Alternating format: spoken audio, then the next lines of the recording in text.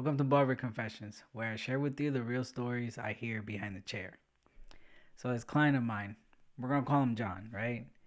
So, he used to work in construction, and one day he was working at like a bougie high neighborhood, right? High end.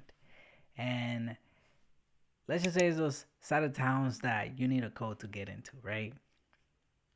So, he's on the rooftop and he's working, but he keeps looking down at the ground.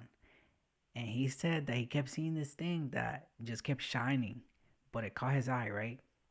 So he told me that at first he just kind of brushed it off, right? And he was telling me that he thought maybe it was like a piece of glass or a car light or something reflecting, but it just kept shining, right? And it kept catching his attention over and over again. So once he finally goes on lunch break, right? And the curiosity got the best of him, so he starts climbing down. He starts walking towards that shining thing that he was talking about, right? So he gets really close and he picks it up. He looks at it and it was a ring, but it had a little dent and it looked like a cubic zirconia. So he picked it up and he starts looking around. He starts asking people, "Hey, is this yours? Does this belong to you?" But nobody said anything. So you know what he did? What you would do? You put it in your pocket and you take it home. So a few days kind of pass by. And he tells me, you know what? I decided to go to the pawn shop and I wanted to know if this was legit, a legit diamond or what was it, right? So he walks in. He tells the guy at the counter, "Hey, I'm not trying to sell this. I just want to know if this stone is real or if it's fake." So the guy behind the counter starts asking him if he could test it.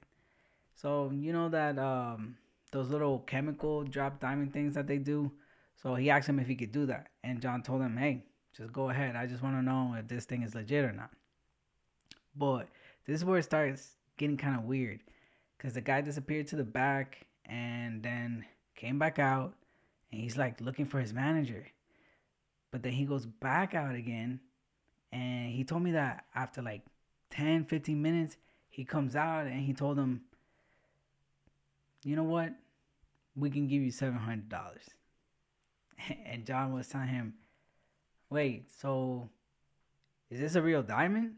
Then how much is it worth then?" And then the guy at the pawn shop just repeats himself again and he's like, "You know what? We can give you $700 because this is a little damaged." And John told me the guy just kept dodging the whole question, right? So John told me that he was just like, "Nah." He grabbed the ring and he walked out. But this is where it gets a little bit better, because then he told me it stayed lingering in his head, and he goes, "You know what? I'm gonna take it to a jeweler, like a legit spot, right? Not those shady pawn shops."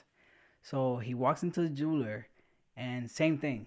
"Hey, I just want to know how much this ring is worth."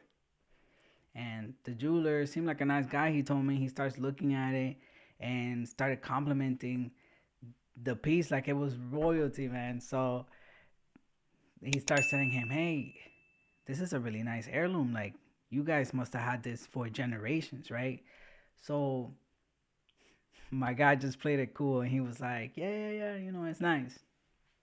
So the jeweler tells him, "Hey, that ring is a little bit damaged, but the diamond is something else." So then John asked him right away, "So is it a real diamond?" And then jeweler was like, "Of course it is, sir. Do you think it's fake?" And then he hit him with, "Are you trying to sell it?"